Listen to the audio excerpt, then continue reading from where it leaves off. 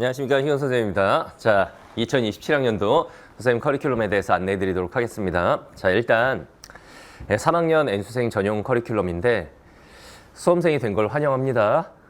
축하해요. 왜 이렇게 말을 하느냐?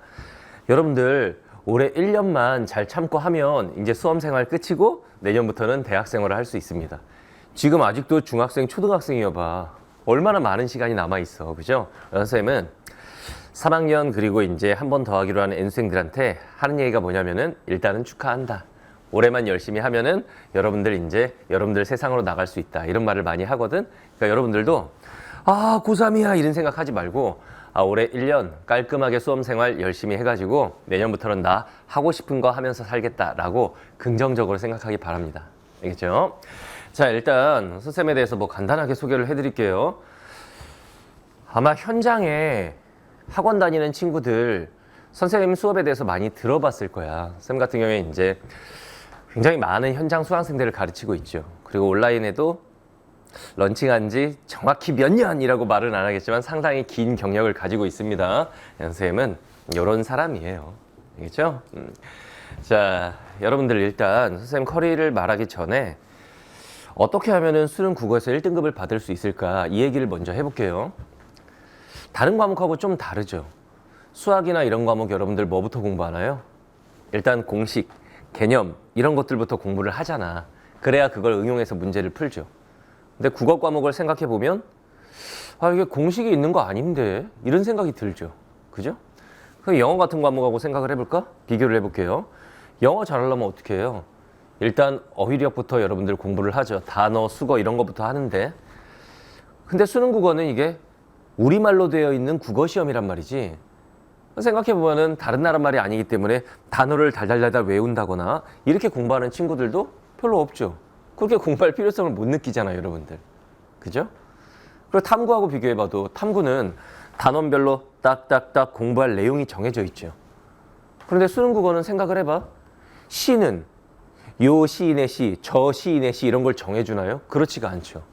그러다 보니까 많은 친구들이 국어는 뭐부터 공부해야 될지 모르겠다. 공부를 해도 특별히 점수가 더 나오는 것 같지도 않고 공부를 좀 덜 해도 뭐 점수가 떨어지는 것 같지도 않다. 이런 생각을 하는데 그건 잘못된 생각입니다. 그러니까 여러분들 수능 국어도 제대로 된 방법으로 열심히 공부하면은 선생님 제자 중에는 처음 공부할 때 8등급이었는데 수능날 한 개 틀린 친구도 있습니다. 제대로 된 방향을 잡고 해야 할 것들을 열심히 하면은 충분히 다른 과목에 비해서 성과가 더 잘 나올 수도 있는 그런 과목이에요. 그럼 도대체 뭘 해야 되는 거냐? 수능 국어는 잘 읽고 잘 풀면 됩니다. 선생님 그런 거 누가 몰라요? 이렇게 말을 하겠지만 이 말 속에 국어를 잘하는 모든 방법이 사실 담겨 있어요. 이거 말 자체는 간단하지만 세부적으로 설명하면 이렇게 돼. 잘 읽고 잘 푼다. 이 두 가지 능력이 필요한 거야. 이게 다 우리말로 되어 있는 시험지를 읽고 우리가 답을 골라내는 객관식 시험이잖아. 잘 읽고 잘 풀면 됩니다. 그런데 우리가 이제 세부적으로 봤을 때 잘 읽는 능력을 갖추기 위해서는 무엇이 필요한가? 잘 푸는 능력을 갖추기 위해서는 무엇이 필요한가? 이거에 대해서 우리가 공부를 해야 되는 거지. 알겠죠? 우리가 잘 읽는 능력을 독해력이라고 합니다. 그리고 잘 푸는 능력을 문제 해결력이라고 하죠. 사실 수능 국어에서 필요한 능력은 우리가 한국어를 모국어로 사용하는 사람들이기 때문에 이 두 가지면 끝이야. 독해력, 문제 해결력. 선생님 물어볼게요. 독해력이 무슨 뜻인가요? 독이 뭐야, 독? 읽는 거죠? 해는? 이때 이제 많은 친구들이 해석이요 이렇게 말을 하는데 누가 한국어를 해석하니? 그죠? 영어 독해할 때 독해는 읽고 해석을 하는 거죠. 다른 나라 말이니까 우리나라 말로 해석을 해야 내용을 받아들이고 문제를 풀죠. 그런데 우리말을 해석하는 친구들은 생각을 해봐. 안녕 그러면 저 사람이 지금 나에게 반갑다고 인사를 하고 있구나. 이렇게 해석하지 않죠. 직관적으로 받아들이지. 그래서 이 독해에서 해라고 하는 건 이해입니다. 이해. 읽고 그 텍스트를 이해하는 능력. 1등급과 9등급의 차이를 한번 생각해 볼까요? 9등급은 한글을 모를까? 아니죠. 그 친구들도 이거 다 읽을 수 있잖아. 9등급 친구들은 수능 국어 이러냐? 다 읽을 줄 알잖아. 한글은 누구나 읽어. 그런데 왜 누구는 1등급을 받고 누구는 9등급을 받을까? 똑같이 한글로 써있는 시험지를 읽고 문제 풀었는데 그 차이가 요 이해력에서 나오는 거야. 읽고 이해하는 능력. 알겠죠? 그 다음 이해를 잘 했으면 이제 문제의 답을 잘 골라내는 능력이 필요하겠지. 수능 국어는 문제 유형이 거의 정형화돼 있어요. 그래서 각 유형별로 어떻게 풀면 빠르고 효율적으로 문제를 풀 수 있을지에 대한 연구가 필요한 거야. 알겠죠? 일단 두 가지를 생각해요. 수능 국어 1등급 받으려면 뭐가 필요하다? 독해력과 문제 해결력. 알겠죠? 자, 그러면 세부적으로 하나씩 선생님이 설명을 해줄게. 자, 잘 읽기 위해서 필요한 능력, 독해력을 기르려면 뭘 해야 되는가? 일단 첫 번째는 어휘력입니다. 여러분들 이거 무시하는 친구들이 많아요. 선생님, 제가 뭐 한국인인데 어휘력 부족하겠습니까? 여러분들은 어휘력이 좀 부족한 세대입니다. 왜? 여러분들은 부모님처럼 텍스트 세대, 즉 활자 세대가 아니라 미디어 세대죠. 어렸을 때부터 미디어에 더 익숙해진 깨알 같은 글씨를 읽으면서 자란 세대가 아니라 화면으로, 이미지로 무언가를 접한 세대들이란 말이야. 그런 세대 아이들은 어휘력이 조금 부족할 수밖에 없습니다. 오죽하면 선생님이 지문 이해가 안 된다면 어휘력부터 키워라. 이런 책을 한 권 썼는데 이 책이 엄청나게 애들이 좋아하는 책이 돼버렸어요. 선생님 교재들 중에서도 굉장히 판매 부수가 높은 책입니다. 그만큼 여러분들이 시험장에 가서 텍스트를 읽다 보면은 어휘력의 한계를 절감하게 돼. 그래서 일단 글을 읽고 이해하려면 제일 필요한 능력이 뭐다? 첫 번째는 어휘력이다. 자, 그 다음 두 번째. 어휘력을 갖춘 친구들은 이제 영역별로 어떻게 읽어야 되는지에 대한 공부를 좀 하셔야 됩니다. 선생님, 영역별이란요? 그것도 모르면 안 되죠. 수능 국어의 영역이 뭐 있니? 시, 소설, 수필, 극문학, 이쪽을 우리가 문학이라고 하죠. 그 다음에 이제 비문학, 독서 파트라고 하지. 그 다음에 화법, 작문, 그 다음에 언어 뭐 이런 것들이 있잖아. 그런 영역별로 글을 읽는 방법, 이걸 영역별 독해력이라고 해. 여러분들 상식적으로 한번 생각해 볼래요? 시 읽을 때와 소설 읽을 때 그냥 똑같이 읽으면 될까? 아니, 어차피 한글이니까 똑같이 읽으면 되죠. 안 되죠. 전략적으로 읽어야 돼. 우리가 시험장에서 만나는 글을 만약에 시라고 했을 때 그걸 감상을 한다? 감상은 느끼는 거잖아. 그게 아니거든. 수능 출제위원들이 이 시에 대한 각각의 느낌을 물어보느냐? 그렇지 않아요. 딱 정해진 답 하나를 골라보세요. 이런 문제들을 출제를 하잖아. 거기에 맞게 우리가 읽는 방법 연습을 해야 돼. 그걸 우리가 영역별 독해력이라고 하는 거죠. 그치? 그러니까 예를 들면은 뭐 소설이다 하면은 소설은 이런 방향으로 접근을 해서 지문의 내용을 이렇게 이해해야 한다. 이런 방법들이 있단 말이야. 그런 영역별 독해력을 갖춰야 됩니다. 그래야 잘 읽을 수 있어요. 알겠죠? 자, 다음 세 번째, EBS 완전학습. 이건 뭐냐면 시험장에 가면 EBS 51.1%를 연계해서 출제를 했다라는 걸 알게 되지. 나라에서는 50% 이렇게 말을 했지만 수능 국어는 45문제. 이게 홀수기 때문에 그중에 22문제를 연계하면 50%가 안 되잖아. 근데 나라에서는 50% 이상 연계하겠다고 했단 말이야. 그래서 23문제를 보통 연계를 해요. 항상 연계율이 국어 영역은 발표 자료를 보면 51.1%. 그래서 이게 글 잘 읽는 거랑 뭔 상관입니까? 여러분들 학교 내신과 모의고사를 한번 비교를 해봐. 학교 내신은 시험 범위를 알려주죠. 그 작품들을 열심히 공부하고 시험장에 가면 그 작품이 나오니까 금방 지문 읽고 풀죠. 어떤 친구는 지문도 안 읽고 막 문제도 풀기도 하고 이러잖아. 근데 여러분들 전국 모의고사 볼 때 느꼈을 텐데 태어나서 처음 보는 지문들이 나오면 이게 뭐야? 왜 이렇게 생소하지? 낯선데? 뭔 내용인지 모르겠네. 이렇게 되죠. 그렇기 때문에 국가 공인 시험 범위, 이게 일단 EBS란 말이야. EBS 텍스트를 열심히 공부를 해두면 그러면 여러분들 시험장에 가서 글을 잘 읽는 데 도움이 됩니다. 알겠죠? 그래서 글을 잘 읽기 위해 필요한 능력 세 가지. 어휘력, 영역별 독해력, 그 다음 EBS 완전학습. 이 세 가지 명심하고 그 다음에 이제 우리가 잘 풀기 위해서 갖춰야 할 능력. 지문을 잘 이해를 했으면 이제 답을 잘 골라내야죠. 잘 풀기 위해서 갖춰야 할 능력이 뭐가 있을까? 한번 생각을 해봅시다. 일단 첫 번째, 개념어 학습. 선생님, 개념어가 어휘력 아닌가요? 그거랑은 조금 달라요. 어휘력은 지문을 잘 이해하기 위해서 갖춰야 할 능력이고, 이 개념어라고 하는 거는 선택지에 나오는 말들. 그러니까 예를 들어 여러분들이 어떤 시를 읽었어. 이해가 됐어. 무슨 말인지 다 알겠어. 사랑하는 남녀가 있었는데 이별을 해서 되게 슬퍼하고 있어. 하자가 내용 다 파악됐어. 문제로 가면은 선택지에 이렇게 나오죠. 이 글에 대한 설명으로 적절하지 않은 것은 추상적인 관념을 구체적으로 형상화하여 화자가 자신의 정서를 드러내고 있다. 이렇게 가버리면 내용 파악은 다 됐는데 추상적인 관념을 구체적으로 이게 뭐야? 이러면 답을 못 고릅니다. 그런 걸 우리가 개념어라고 하죠. 그지? 그래서 개념어 학습이 잘 되어 있어야 문제를 잘 풀 수 있습니다. 자, 그 다음 두 번째, 문제 유형별 풀이법. 요건 무슨 얘기냐면은 매년 수능 국어에 출제되는 지문은 달라지죠. 그렇지만 문제 유형은 어느 정도 정형화가 돼 있어. 어느 정도도 아니고 거의 정형화되어 있다고 봐야 돼. 다시 말하면 지문은 매년 달라지지만 소설 지문이 있다고 한번 해봐. 소설 지문이 있으면은 그 밑에 네 문제가 보통 딸리죠. 그 네 개 문제 유형은 어느 정도 고정되어 있다는 얘기야. 그러니까 지문은 뭐가 나올지 몰라도 문제 유형이 고정되어 있어. 그렇다면 각 문제 유형별로 어떻게 푸는 것이 빠르고 정확할까에 대한 연구를 좀 해봐야죠. 알겠죠? 자, 예를 들면 이런 거예요. 독서 파트 문제 빨리 푸는 방법 이런 것들도 좀 공부를 하고, 예를 들면 비문학 여러분들이 이제 접할 때 경제 지문, 그래프 문제 이런 거 되게 싫죠. 3점짜리로 보통 잘 나오는데 애들이 매번 틀리거든. 그런 문제 나오면.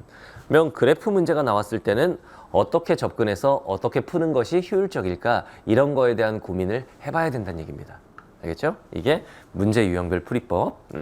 자, 그 다음 세 번째, 시간 단축. 이런 말 들어봤어요? 수능 국어는 시간 안에만 다 풀어도 절반은 성공이다. 왜? 실제로 시간이 부족해서 한 지문을 냅다 찍거나 또는 마지막 시간에 쫓겨가지고 밑줄 친 부분만 대강 쫓아다니면서 답을 찾거나 이런 친구들이 상당히 많죠. 그래서 시간 단축과 관련해서도 여러분들이 반드시 연습을 해야 됩니다. 어떻게 하면 빨리 읽는지, 어떻게 하면 빨리 푸는지 단순히 이런 얘기가 아니에요. 어떻게 하면 빠르고 정확하게 문제를 풀어낼 수 있는지. 무슨 말인지 알겠지? 그래서 잘 풀기 위해서 갖춰야 하는 능력 세 가지. 일단 첫 번째, 개념어 학습. 그 다음 두 번째, 문제 유형별 풀이법. 그 다음 세 번째, 시간 단축. 요 세 가지를 기억하셔야 돼요. 지금까지 선생님이 얘기한 게 뭐냐면은 수능 국어 1등급을 받기 위해 필요한 전략이야. 잘 읽고 잘 풀면 되는데 각각의 필요한 능력치가 무엇인지에 대해서 얘기를 했습니다. 자, 그러면 여러분들이 수험 생활을 하면서 학습 방향을 어떻게 잡아야 되는지 그 큰 틀을 선생님이 일단 잡아줄게요. 자, 국어 학습법을 정립하는 게 일단 최우선입니다. 선생님, 개념 학습이 제일 먼저 아니에요? 그 개념 학습도 중요한데 그 전에 수능 국어는 이런 방향으로 공부하는 것이 맞구나, 이것부터 잘 잡아야 돼요. 국어는, 수학은 특정 문제에 대해서 뭐 풀이법을 이렇게 가르치시는 선생님도 있고 다르게 가르치시는 선생님들도 있겠지만 그 본질은 크게 다르지 않잖아. 근데 국어는 어떤 선생님은 지문 먼저 읽으라고 그래. 어떤 선생님은 문제 먼저 보라고 그래. 어떤 선생님은 보기 박스 먼저 읽고 그 다음 지문 들어가라. 이게 방법이 다 달라. 지문 읽는 방법에 대한 설명도 여러분들이 잘 선생님들 여러 명 들어보면 설명하시는 게 조금씩 다 달라요. 그래서 방향을 자기에게 맞는 방향으로 잘 잡아야 되거든. 알겠죠? 그래서 일단은 국어 학습법을 정립하는 게 첫 번째. 자, 그 다음 두 번째로 전 영역 필수 개념 학습을 해야 되는 거죠. 영역별로 반드시 알아야 되는 그 개념에 대해서 공부를 하고, 그 다음에 이제 고난도. 전 영역 개념 학습이 끝나면 이제 좀 어려운 거 치고 들어가야 되겠지? 그래서 고난도 집중 공략을 하고, 그리고 이제 파이널. 큰 틀을 봤을 때는 이 방향으로 공부를 하면 돼요. 그리고 중간중간 해야 될 일이 EBS 연계학습. EBS에서 출간되는 모든 교재가 연계되는 게 아니죠. EBS 수능 특강, 그리고 EBS 수능 완성. 이게 연계 교재잖아. 그 EBS 연계학습을 충실히 하셔야 됩니다. 그리고 선생님이 앞에서 강조했던 시간 단축 연습. 최소한 시험장에서 끝까지는 풀어야 될 거 아니니. 알겠죠? 전체적으로 봤을 때는 이 방향으로 여러분들이 공부를 하시면 됩니다. 선생님 커리큘럼도 이에 맞게 구성이 되어 있어요. 자, 일단 선생님 공통 과목 그리고 선택 과목 이렇게 커리큘럼을 나눠서 설명을 할 건데 공통 과목 커리큘럼은 이렇게 구성이 되어 있습니다. 일단 학습 체계 정립. 여기서 이제 우리가 배울 선생님 강의들이 국어는 이렇게 공부하는 거예요. 유명한 강의죠. 국이공이라는 강의. 국어의 학습 방향을 잡아주는 강의입니다. 그리고 지문 이해가 안 된다면 어휘력부터 키워라. 이 강의는 이제 다른 선생님의 커리를 타는 친구들도 선생님이 이 강의는 유독 많이 듣습니다. 왜? 어휘력 자체가 부족하면 어떤 강의를 들어도 성적은 안 오르거든. 알겠죠? 자, 그 다음에 공통과목 개념 강의. 공통과목이 이제 독서 영역, 그 다음에 문학 영역이죠. 그래서 깔끔한 문학이라는 문학 개념 강의, 그리고 정밀한 독서라는 독서 개념 강의. 이 개념 강의가 준비되어 있습니다. 그 다음에 EBS. 여러분들 EBS는 문학만 하면 되는 거 아니에요? 이렇게 착각하시면 안 됩니다. 독서 영역도 해야 돼. 그런데 이제 인강을 봐도 그리고 여러분들 오프라인 학원을 가봐도 EBS 독서 연계 수업은 거의 하지 않죠. 그 안 해도 돼. 막 이렇게 보통 말씀 많이 하시는데 반드시 해야 됩니다. 알겠죠? 선생님은 EBS 분석의 신이라는 EBS 분석 강의, 수능 특강, 수능 완성, 그리고 연계 독서까지 철저하게 문학, 독서 다 준비가 되어 있습니다. 자, 그 다음에 이제 고난도 강의들. 이제 파이널 가기 직전에 고난도 강의. 고난도 강의는 비연계 고난도 독서, 그리고 비연계 고난도 문학. 여기서 연계 학습을 했잖아. 그럼 50%는 연계고 50%는 비연계니까 비연계 학습도 당연히 해야죠. 그래야 나머지 50%를 채울 거 아니야. 그죠? 그래서 비연계 고난도 독서, 비연계 고난도 문학이라는 고난도 강의가 준비되어 있습니다. 어려운 수능에 대비하는 거죠. 선생님, 수능이 안 어려울 수도 있잖아요. 그렇죠. 근데 어려울 수도 있죠. 항상 시험이 쉬울 거라고 예상하고 쉽게 공부한 친구들은 난이도가 조금만 올라가면 박살이 나죠. 그런데 시험이 어려울 걸 예상하고 좀 어렵게 공부한 친구들은 어렵게 나와도 대응이 되고 좀 생각보다 쉽게 출제되면 너무 쉬울 것이고. 무슨 말인지 알겠죠? 자, 그래서 고전문학도 여러분들이 좀 약한 세대이기 때문에 고전문학 10강 완성이라는 고난도 강의가 준비가 되어 있어요. 공통과목 컬입니다. 자, 그러면 이 각각에 대해서 조금 설명을 해줄게요. 자, 학습 체계를 확립하는 강의 아까 두 가지였죠? 국이공, 국어는 이렇게 공부하는 거야. 이거 어떻게 돼 있냐면 강의가 수능 국어, 문학과 독서 영역, 글을 읽는 방법, 그 다음 문제 유형별 풀이법, 이걸 중심으로 전 영역 강의가 진행이 돼요. 알겠죠? 예를 들면 시를 배운다 하면은 시 영역은 어떻게 접근해서 지문을 이해해야 하는가, 그리고 예시 작품을 통해서 우리가 같이 지문을 읽어보는 연습, 그리고 이제 기출문제를 통해서 우리가 문제 유형별로 이렇게 접근해서 푸는 것이다를 배우게 되는 거야. 그러니까 이거는 학습 체계를 완성하는 동시에 최근 거의 10개년 동안의 기출문제를 거의 분석하는 그런 강의라고 생각하면 돼. 왜 선생님은 기출분석 강의가 없어요? 이거예요. 근데 단순히 기출문제를 풀자가 아니라 그 기출이라는 텍스트를 가지고 수능 국어의 학습 방향을 제대로 잡자라는 컨셉으로 나온 강의가 국이공이라는 강의입니다. 자, 그 다음에 어휘 강의. 지문 이해가 안 된다면 뭐부터? 어휘력부터 키워라. 선생님, 어휘를 강의로 하신다고요? 그렇습니다. 왜요? 오죽하면 그럴까요? 처음에는 이 강의를 강의로는 안 하고 교재만 내고 여러분들이 교재 알아서 공부하세요 했더니 요즘 친구들이 안 합니다. 그래서 그렇다면 내가 강의로 보여줄게 해서 그냥 어휘력을 여러분들 머리에 박아 넣습니다. 그 강의를 선생님이 만들어 봤는데 많은 친구들이 이 강의를 굉장히 좋아해요. 그래서 하위권 전용 강의군요. 그렇지 않습니다. 상위권 학생들이 더 좋아하는 강의예요. 그리고 어휘 강의는 계속 어휘만 설명을 하면 지루할 수 있기 때문에 하루에 한 10분씩 짜투리 시간에 들을 수 있도록 러닝 타임이 10분을 보통 넘어가지 않아요. 10분에서 15분 정도 안에 끝나는 짤막짤막한 강의입니다. 강의 굉장히 재밌을 거예요. 알겠죠? 이 강의들을 통해서 학습 체계를 잡는 거고, 그 다음에 이제 공통 과목 필수 개념 강의, 정밀한 독서. 이 강의에서 뭘 배우게 되냐면은 비문학, 지문 유형별 독해요. 선생님, 지문 유형은 인문사회, 과학기 이런 영역이요? 아니, 그런 거 말고 글이 전개되는 일정한 어떤 유형이라는 게 있죠. 그 지문의 유형별로 읽는 방법을 배우는 강의입니다. 그리고 문제 유형별 풀이법 국이공에서 한 차례 배우지만 여기서 더 심화 학습을 하게 될 거예요. 알겠죠? 이게 정밀한 독서. 그 다음 깔끔한 문학. 왜 제목을 깔끔한이라고 지었느냐. 정밀한 독서는 지문을 정밀하게 읽는 능력치를 기르자. 이 컨셉인 거고, 깔끔한 문학은 문학 개념어 되게 헷갈리죠, 여러분들. 이 상황에 이 개념어가 적용이 되는 건가? 이런 게 헷갈릴 거야. 그런 것들을 깔끔하게 정리해서 설명하는 그런 강의입니다. 풍부한 사례와 함께 개념을 깔끔하게 설명합니다. 그리고 영역별로 읽는 방법을 구기공에 이어서 더 심화해서 배우는 강의. 이게 깔끔한 문학 강의예요. 알겠죠? 자, 그 다음에 EBS 분석 강의. EBS 분석의 신수능 특강. EBS 분석의 신수능 완성. 여기에는 문학도 있고 독서도 있습니다. 그리고 EBS 연계 독서. 선생님 뭐가 다른 거예요? 자, 수능 특강은 문학의 볼륨이 굉장히 크기 때문에 EBS 분석의 신수능 특강에서는 문학 연계 학습을 합니다.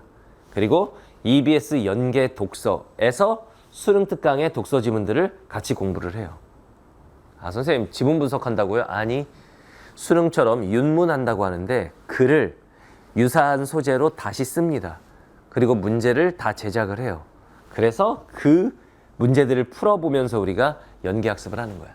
알겠죠?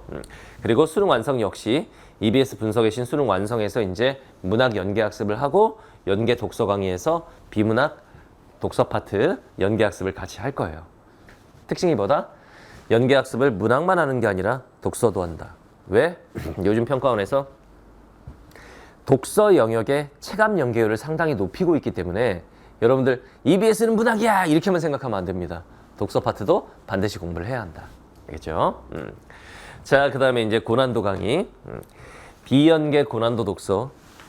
연계 지문보다는 비연계 지문들이 당연히 생소하고 어렵겠죠.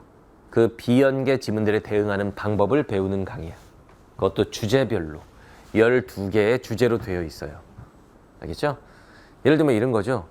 경제 지문 쳐다만 봐도 돌아버리겠지. 이 지문 하에, 이 제목 하에 이제 어려운 경제 지문을 가지고 같이 공부를 합니다, 우리가. 알겠지? 그 다음 비연계 고난도 문학. 문학도 EBS에 수록되지 않은 비연계 작품들. 비연계 작품을 선생님이 수능에 뭐 나올지 맞추겠다고요? 아니, 못 맞춰요. 그게 아니라 낯선 문학 작품이 나왔을 때 이렇게 접근해서 지문을 이해하는 것이다. 그리고 이렇게 어려운 문제가 나왔을 때는 이렇게 접근해서 풀면 빠르고 효율적으로 풀 수 있다. 이걸 배우는 강의가 비연계 고난도 문학 강의야. 그것도 주제별로 되어 있습니다. 철학적인 시. 이해가 되니? 이런 타이틀 밑에 이제 철학적인 내용을 다룬 시들 있지. 그런 시들을 같이 배우고 그 다음 문제도 한번 같이 풀어보고. 알겠죠? 이렇게 진행되는 강의입니다. 그 다음에 고전문학이 약한 친구들을 위해서 고전문학 심층 분석 강의. 고전 원문 읽는 비법이라고 써있죠. 다시 말하면 이거는 대다수의 고전문학 강의는 뭐 삼국시대 작품들, 그 다음에 고려 작품들, 조선 작품들 이렇게 시대 순으로 구성되어 있는데 그게 아니에요. 고전문학 자체를 읽어내는 방법. 원문으로 나올 때는 이렇게, 어느 정도 해석이 돼 있는 상태로 나올 때는 이렇게 접근한다. 이런 아주 세부적인 내용들을 하나하나 배우는 강의가 고전문학 10강 완성 강의야. 알겠죠? 자, 그 다음에 이제 파이널. 파이널은 이제 두 가지 강의가 있는데 선생님 대표 강의 중에 하나죠. 타임어택. 아마 인강 선생님들 통틀어도 선생님만 가지고 있는 강의일 거야. 국어 영역 시간 단축 전용 강의입니다. 단순히 시간을 단축한다 에서 끝나는 강의가 아닙니다. 어떻게 하면 시간을 단축하면서 정확도도 올릴 수 있을까? 시간과 정확도 두 마리 토끼를 동시에 잡는 그런 강의입니다. 알겠죠? 선생님 시그니처 강의예요. 그리고 파이널 모의고사 강의.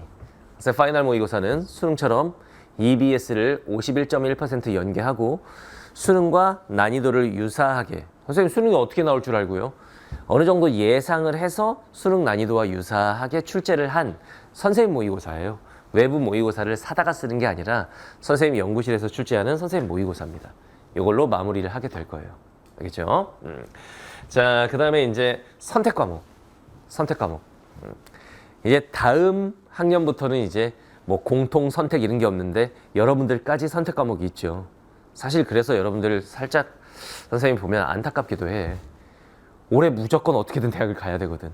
그러니까 여러분들도 좀 절박한 마음으로 뛰어들어야 돼. 내가 올해 아니면 나 내년에 교육과정 바뀌면은 어버버 하다가 삼수할 수도 있는 거거든. 그러니까 올해 무조건 대학 간다 라고 생각하고 덤벼들어야 됩니다. 자, 선택 과목 커리큘럼은 이렇게 돼 있어요. 선택 과목 필수 개념, 정확한 언매, 언어와 매체 선택한 친구들, 그리고 명쾌한 화작, 화법과 작문 선택한 친구들. 이거는 이제 개념 강의입니다. 선생님, 그러면 끝나는 거 아닌가요? 아니죠. 선택 과목 고난도 강의도 있습니다. 아까 공통 영역도 독서와 문학의 고난도 강의가 있었죠? 선택 과목 역시 고난도 언매, 고난도 화작 강의가 있습니다. 그래서 커리큘럼이 언매 2개, 화작 2개 이렇게 구성이 되어 있어요. 이 정도면은 완벽하게 선택 과목 대비할 수 있을 거야. 알겠죠? 자, 세부적으로 좀 설명을 할게요. 일단 정확한 언매, 타이틀이 정확한.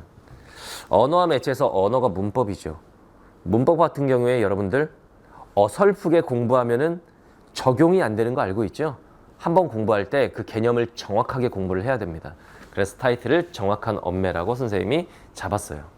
개념부터 실전 문제 풀이까지 한 방에 끝내는 올인원 강의입니다. 알겠죠? 자, 그다음에 명쾌한 화작. 화법과 작문은 여러분들 선택자들 이런 생각하죠? 공부 안 해도 거의 다 맞을 수 있던데? 맞아요. 근데 공부를 안 했을 때 하나라도 틀리면 언매 친구들에 비해서 표점이 확 밀려버리죠.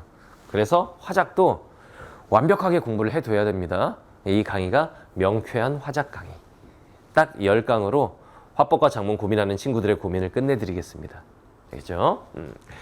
자, 선택 과목 고난도 강의, 최고난도 언매. 언어와 매체가 한 2년에 한 번씩 굉장히 어렵게 출제되는 경우들이 있지. 그게 올해일 수도 있는 거야. 그래서 고난도 언매 강의를 선생님이 준비를 했습니다. 다 맞기 위해서 필수 코스죠, 이게. 그 다음에 이제 최고난도 화작 강의.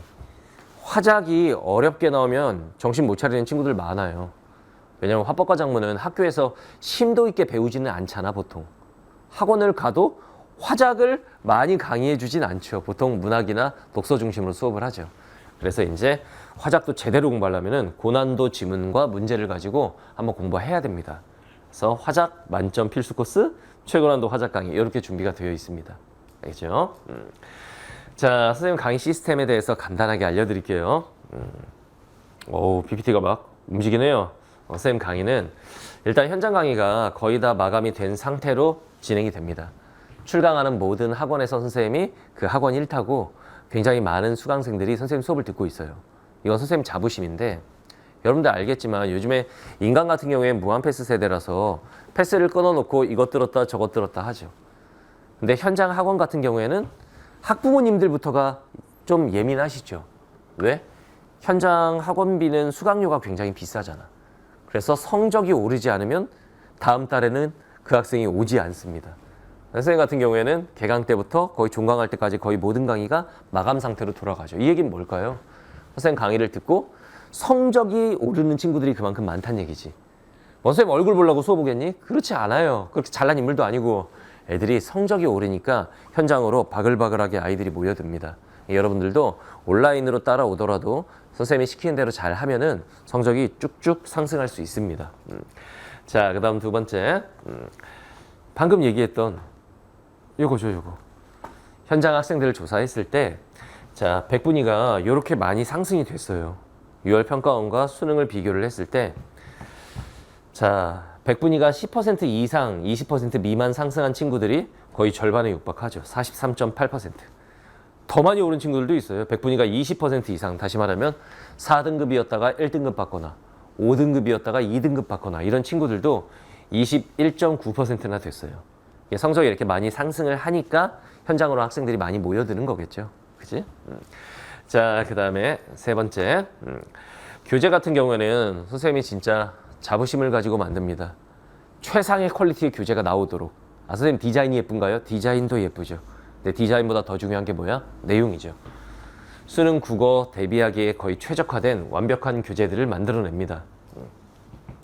물론 선생님 혼자 할 수 있는 일이 아니지. 우리 연구실에 있는 연구원 분들과 함께 이런 교재들을 만들어내는데 디자인뿐만 아니라 내용도 여러분들의 니즈를 충분히 충족시킬 수 있도록 퀄리티 높은 교재들을 만들어냅니다. 자, 그 다음에 네 번째. 선생님은 여러분들하고 단순히 수업하고 끝 이게 아니라 좀 소통하려고 많이 노력을 합니다. 그래서 가끔 TCC도 뭐 많이 자주 올리는 편이고 유튜브로 라이브를 많이 해요. 인스타로도 라이브를 진행을 합니다. 그래서 여러분들 고민 상담해주는 시간을 정기적으로 가지고 있어요. 알겠죠? 이런 식으로. 한번 보여줄까 사진? 라이브 하는 거. 그 다음 전에는 뭐 100일 콘서트 하는 장면. 그 다음 친구들하고 이렇게 만나는 시간도 갖고 이렇게 진행을 해왔습니다. 자, 선생님이 여러분들이 선생님 강의를 충분히 따라온다라고 했을 때 약속할 수 있는 것들에 대해서 좀 얘기를 할게요. 일단 첫 번째, 시키는 대로만 하면 여러분들 국어 성적은 무조건 오를 거예요. 시키는 대로 안 하는 게 문제지. 여러분들이 성적을 올릴 수 있는 꼭 필요한 요소들 중심으로 수업을 진행을 할 겁니다. 그래서 시키는 대로만 하면 여러분들 성적은 가파르게 상승할 겁니다. 자, 그다음 두 번째, 애매하게 가르치지 않겠습니다. 그리고 몰라도 되는 것들을 선생님 나 잘난 척하기 위해서 어렵게 설명하지 않을 거예요. 시험에 나올 만한 요소들을 중심으로 수업을 진행하도록 하겠습니다. 자, 그다음 세 번째, 추상적으로 가르치지 않습니다. 국어 영역. 이게 어렵게 가르치려면 한도 끝도 어려울 수도 있고 지루하게 가르치려면 애들 다 자게 만들 수도 있는 과목이에요. 선생님은 꼭 필요한 것들을 굉장히 여러분들이 직관적으로 딱딱 머리에 꽂힐 수 있도록 구체적으로 가르치겠습니다. 다양한 사례와 함께 알아들을 수 있게 설명을 할게요. 알겠죠? 자, 그다음 네 번째, 지루하게 수업하지 않겠습니다. 선생님 현장 수강생들이 가장 많이 하는 말이 뭐냐면 수업 오는 날이 기다려진다. 왜? 갔다 오면은 재미도 있었는데 뭔가 얻은 것도 있다. 이런 말 많이 하거든. 지루하게 수업하지 않겠습니다. 여러분들 집중도를 확 끌어올릴 수 있도록 될 수 있으면 재밌게 수업하도록 노력을 할게요. 알겠죠? 선생님이 센스가 있는 편이거든. 땅땅 치고 때리고 이런 센스가 있거든. 그러니까 여러분들 굉장히 흥미롭게 수업을 들을 수 있을 겁니다. 그 다음 여러분들이 수험생이지만 수험생을 가르치는 사람은 수험생보다 더 치열하게 노력해야 한다고 생각합니다. 선생님이 여러분들보다 더 노력하는 그런 선생님이 되도록 하겠습니다. 자, 선생님 강의 목표는 항상 이거예요. 내가 가르치는 내 새끼들은 전원 1등급을 만들겠다. 그럼 여러분들도 선생님 수업을 들으면서 저는 3등급만 맞으면 돼요. 이 마인드로 수업에 들어오시면 안 됩니다. 여러분들도 내가 반드시 수능 국어 1등급을 받고 내가 원하는 대학에 진학하겠다 라는 정신무장을 하고 선생님 수업을 만나게 되면 나의 열정과 여러분들의 열정이 만나서 시너지를 불러일으킬 거야. 그러면 여러분들이 원하는 결과 충분히 얻을 수 있을 겁니다. 여러분들이 수능에서 좋은 결과 얻을 수 있도록 선생님도 철저하게 준비하고 여러분들 대학 가는 그날까지 뒷바라지 열심히 하겠습니다. 알겠죠? 자, 커리큘럼은 여기서 마치도록 하겠습니다. 자, 강의에서 봅시다.